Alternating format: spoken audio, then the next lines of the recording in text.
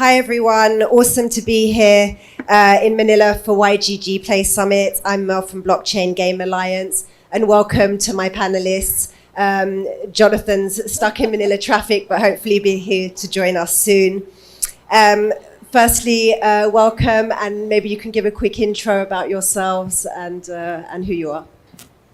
Hello, hi everyone. This is Anne from IVC Infinity Venture Crypto. I think our name should be familiar on a lot of gaming portfolios cap table. It's actually my first time being in Manila and being the YGG Summit thanks to Gabby's invitations. We try to support for Web3 gaming since 2021.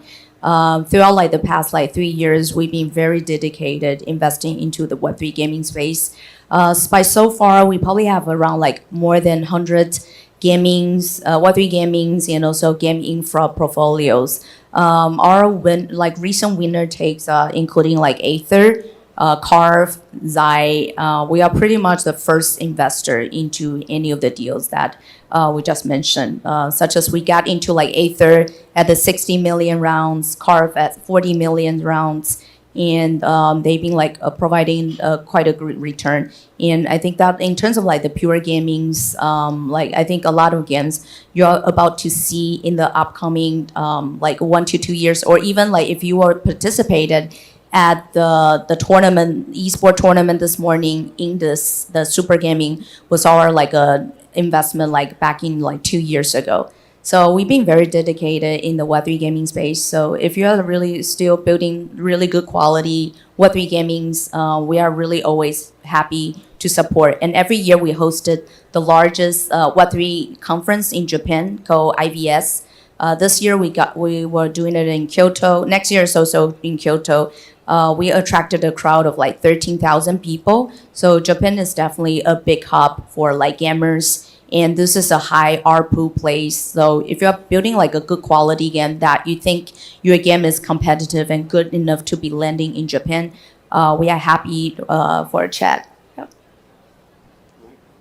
Hi, Joony Koo from SKYGG. We are a partner DAO of YGG with presence in South Korea with some expertise in esports. And we do invest small checks into Web3 gaming. So for us, we've been continuously changing a little bit of our scope in this industry. But I have a lot of backgrounds. So I've been in gaming since 2006, and I jumped into crypto 2017. Been shilling blockchain games since end of 2017, starting with Sandbox and Axie Infinity and whatnot, including YGG and so forth. So have been in the trenches since then. What SKYGG kind of represents is we're a team that's always in the trenches. So right now we're jumping into meme coins, and we think it's also a big part of the Web3 gaming as a stretch. And also we're looking into pushing some of the selective games that we've kind of noticed within this space. And hopefully they're not a high FTV, low float. Yeah.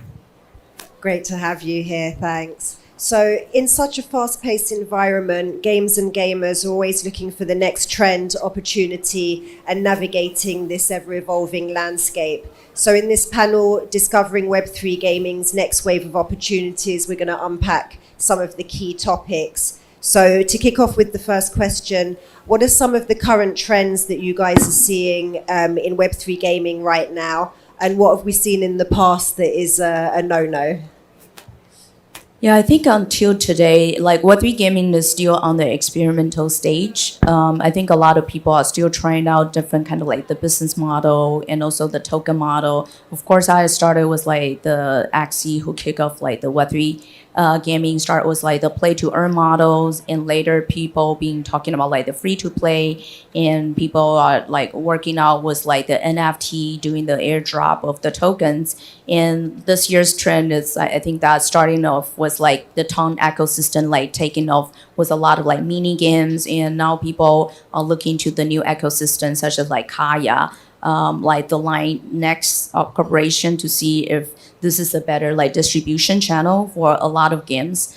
But within like our thesis, I think that like us for the kind of like the games that we look into these days, because like as an investor, we are usually with the game portfolio stuck with them for at least like 3 years. Because I don't know if like most of the like the people know that as for VC, we have much longer lockup period than most people out there. Like average, we have 6 months up to a year of lockup period, and then like the vesting is usually like at least like 1 to 3 years. So usually we were on the journey together with like the gaming portfolio for at least like 3 to 4 years. So and throughout this kind of period that we provided any kind of like strategic support, either connecting with all kind of like resources behind the founding part. So usually we would wanted to see a sustainable model, and also the product life cycle will at least last for like 3 years until the day that like we are fully vested, that we feel like very comfortable with the journey that we are writing with the game portfolio.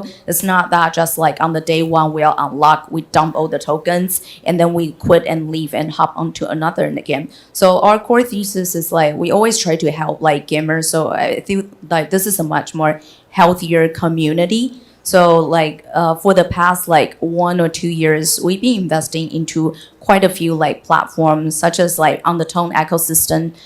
We've been invested into like the Tone Play, which is the play deck, the official like the gaming platform on the Tone like Telegram ecosystems. We didn't do much of any of the like the Cadism or like hamster combat because we feel like this is a one-way dump of the tokens. And like once VC you enter, and I think as a founder yourself, like once there's not much of the utility on the tokens, like all your investor, whether it's retails, like your gamers, or like VC, once it's dumped, like they leave and without providing much of the ecosystem support there. So I think that for the latest trend, even though we are seeing like the Tong, the go-to-market strategy from Kaya, or like the new ecosystems such as like Sony, backed up by the Sony groups, we still like really highly value on the like the gamers like the game quality itself. So I think despite on the trend of like the Web3 gamings, it's just like a matter of like time that as long as your game is actually in good quality, the tokenomic part, like the VC or any of the ecosystem will help you to work that part out. So I think no matter how the trend is actually moving into, but you should be focusing on your core game loops and also the core products. Narrative, of course, that is great. But from the VC perspective, sometimes we don't really think that this will be riding with us like for 3 to 4 years. So I think that for certainly like no, at least like for IVC side, it's just like the concept or two narrative or one time like pump and dump. And because after by the time that we start getting unlocked, we won't be like profiting being much. So we will actually prefer to be staying with the products for quite some time. Yeah. Hi. Yeah, so for us, it's very simple because we're a guild, and we're like a guild of elites. So we don't have a lot of members in our guild, but they're either on the border of like semi-pros in gaming, or they've been looking into these gaming alphas for a long period of time. So and like as a guild that also does investments, it's we need to kind of place it where it kind of satisfies both ends. And like I think we're kind of entering into this cycle, so it's like end of the cycle. And right now, probably, so the ones that we don't look into are the ones that do not understand the cycle. So if they're building up a game for 3 years, 4 years, 5 years, for us, we don't have the bandwidth to look into them. And if the team is a team that cannot really resonate with all the stuff that's going around in the market right now, like for instance, meme coins, and they don't understand where a lot of the retails that invest in meme coins come from, or they're really slow on reacting to why that doesn't make sense, or they're starting with a judgment on why that doesn't make sense, then that's a team that we don't look into. Instead, we want teams who are always in the trenches. They're looking for different alphas that are going around the market, and teams that can actually address these things and make sense of it within the product. Then they're killer teams. So we're always looking for that. Yeah. Hi, Jonathan. Welcome to the panel. Hello. We're just looking at the current trends that you're seeing in Web3 gaming right now. Cool. I will just quickly self-introduce. My name is Jonathan. I'm with BITKRAFT Ventures. I'm a principal here and I lead the APAC investments. So in terms of what we look for investments, I think it may be quite similar to what Anne has said, so maybe some overlap. I think the first and foremost, the most important thing is the scale of the outcome. Are you building something where we can potentially get 100x, 1000x, 10,000x? To simplify a little bit, you really are in the business when you're in venture of looking for the next MiHoYo, so to speak. So that's number one. Number two is the founder quality. When I say founder quality, I mean, does this person, if you're in the Web3 gaming space, you really need to understand both the gaming side of things as well as the crypto side of things. I think the last 3-4 years have proven to the market that if you are just like a seasoned game developer on the Web2 side, it's not immediately clear that that means you're well positioned to win in the market. Things move very quickly in crypto, as you know, we all know. So if you're not in the trenches, if you don't know what's crypto Twitter is thinking, you won't be able to capitalize on these trends nor address that Web3 user base. And then the last thing is, do you understand who are the people that you are addressing with your product? Now, you realize I never really mentioned product because I think that is secondary to who you are actually trying to address with your product. It's okay if you come and tell us that, hey, I only want to address like the Web3 degens. That's fine, but being able to communicate that clearly is something that we don't see that often. And in that regard, for example, if you tell us that, hey, we only want to like address like the play-to-earn crowd, and then the potentially contrarian view is play-to-earn never died. I actually think play-to-earn is just going to stay on forever. And a fun anecdote for you. In China, what's happening is play-to-earn has been going on for the last 6-7 years. And in fact, it's an emerging form of distribution. In what they've been doing is if you go to TikTok and then you want to do marketing, what happens is like this influencer comes on and then he says, hey, if you play our game, you stand to win a chance of winning an iPhone 16. That is play to earn. There's no token involved, but like the human-based need to want to win something and get something by pure luck and chance and get rewarded for the efforts is persistent. It's very persistent. And that will change over time how that manifests in games, right? But so going back to the original point, if you tell us that I want to address like the play-to-earn crowd and like the more Web3 native crowd, totally fair. Now the next question will be, how big can this get and why are you the right person to build in this category and win in that category? Yeah, so I think those are some of like the 3 key factors that we look for. Great. And you mentioned sustainable models and also the communities that you want to address. So what are VCs looking for when it comes to investing in the project? And at what stage do you think projects need to launch a token? Because many games feel that they need to when maybe they're not ready to do so. Yeah, I think at this point that most of the token model that we are being seen in the market right now in terms of like any of the Web3 application, it's not just for games. It's still like a lot, it's like for the speculation purpose. It's actually for marketing, it's for user acquisition, like you are using token to incentivizing like to get users at the beginning. So I think that that's totally understandable because I think that the Web3 is still in the evolutions in either like Web3 gamings or any of the Web3 application.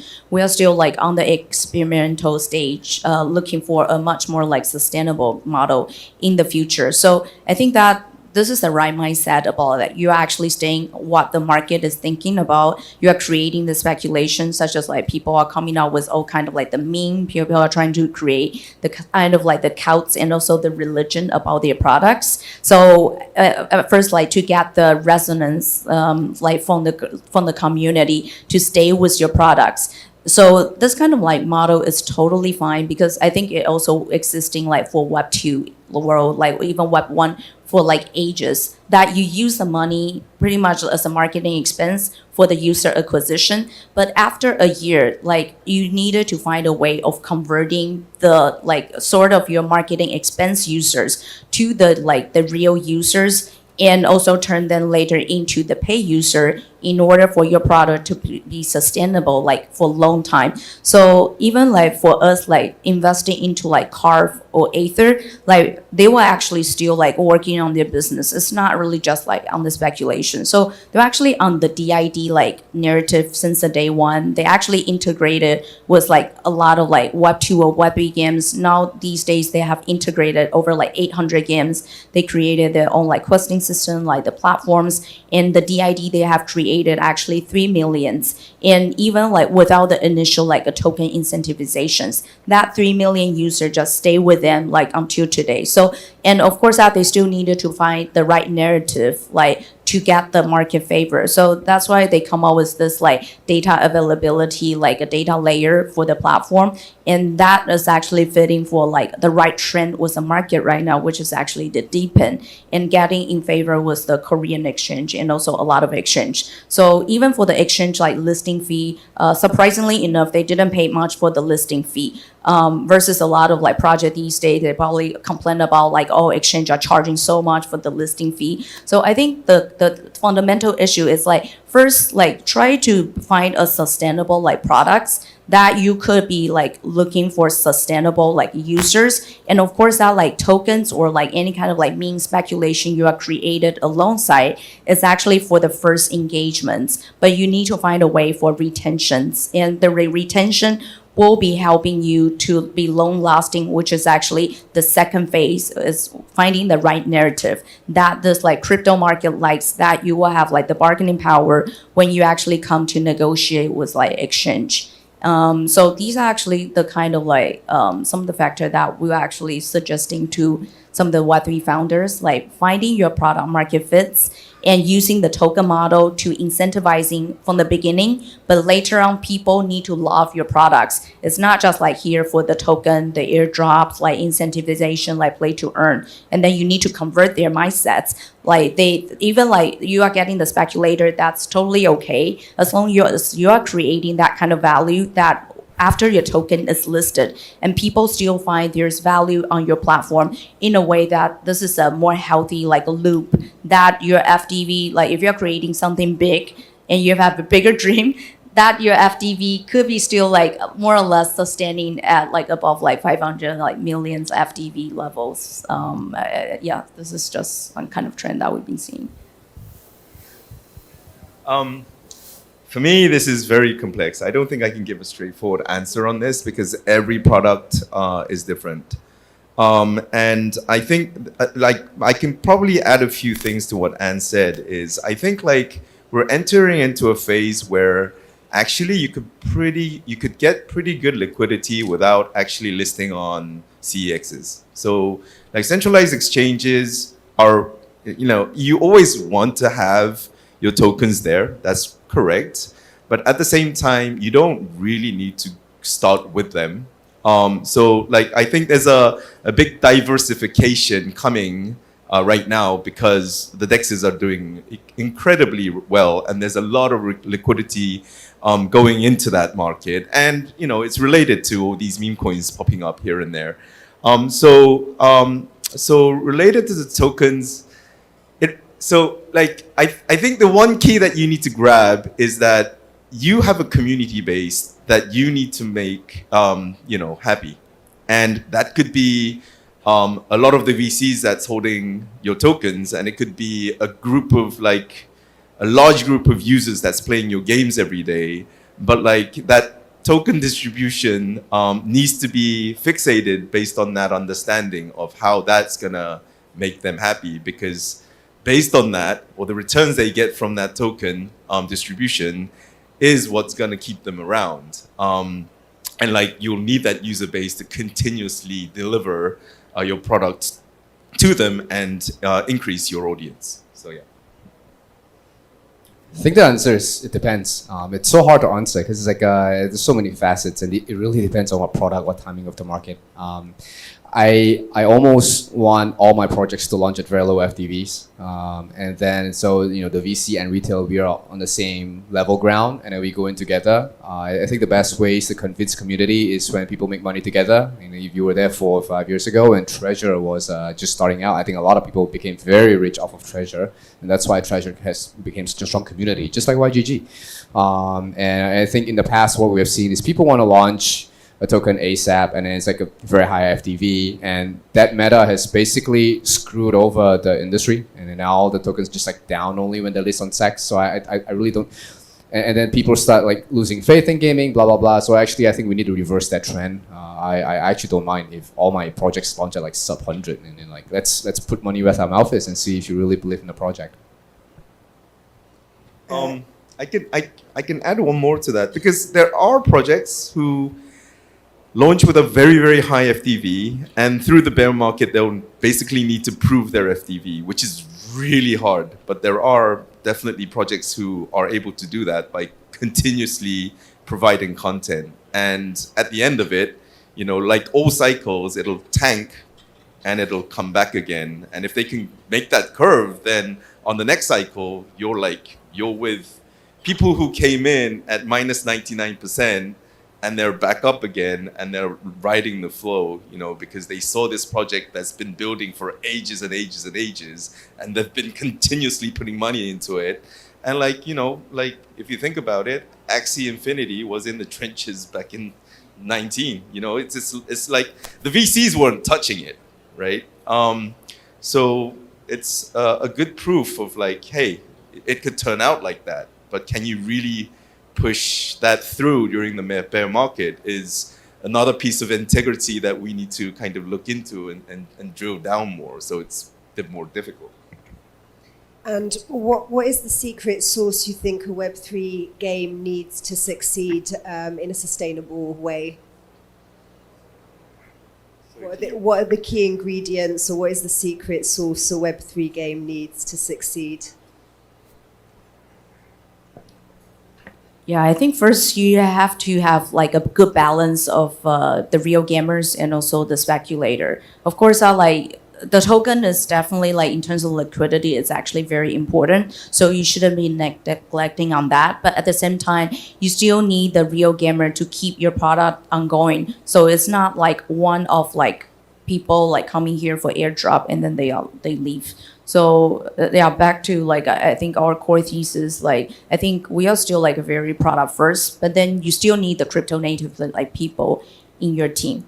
So I think this is you need to find a good balance between the two, like the core product itself, so you can actually attract like people really staying on your platform, and probably some people just are not really here for the token. They're actually really here even for spend, and that this is a kind of like model we've been seeing like in Web2 for ages. So but then like you still need that liquidity. So you still need the speculation part, like in order for people for providing that liquidity. So I think that like for Web3 gaming, in order to work, you still need to get a sense about like the Web3 elements and how you are designing for your token flow, and also like if you are doing the in-game like pieces, you're building the economy right there. You needed to be thinking about like kind of like the Web3 elements factors.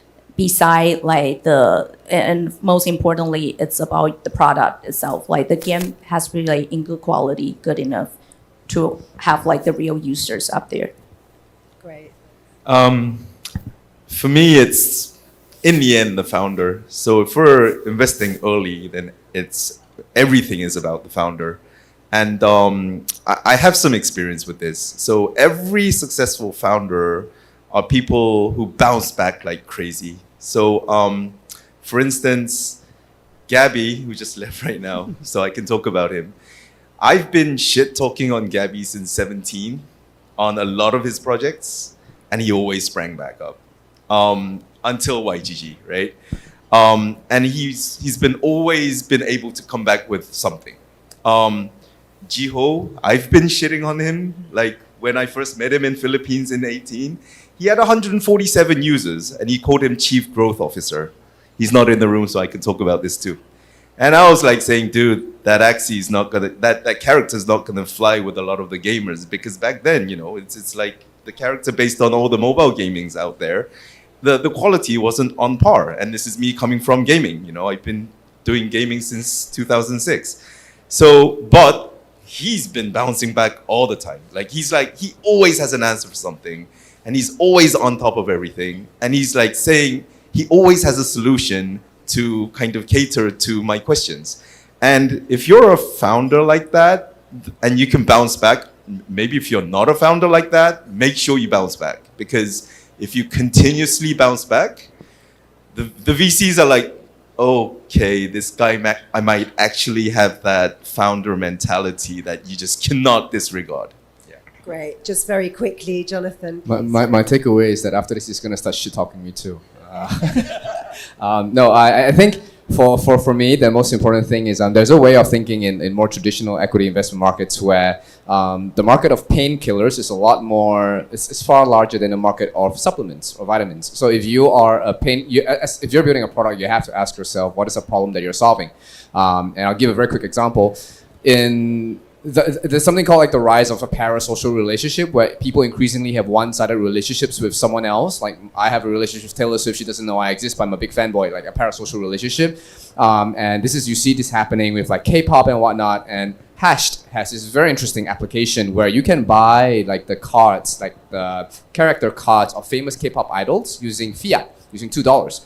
The interesting part about this is when you buy it in fiat, you basically get points. And when you have the points, you can vote. I want my character to be the next to travel to Seoul for a performance or the Bangkok, right? So you actually enhances like the relationship that someone wants to have with that fan. Can't really do this in Web 2. So if you find like a use case using crypto to unlock, could be very powerful. If you go to the Dune Analytics dashboard for that app, like it's crazy. It's just like up and to the right. So I think that's impressive. Like finding new use cases and solving pain points that Web 2 causes using Web 3 typically is like how you generate more enterprise value. Awesome. I'm going to have to wrap us up, but thank you very much for your insights and joining the panel. Thank you. Thank you. Thank you.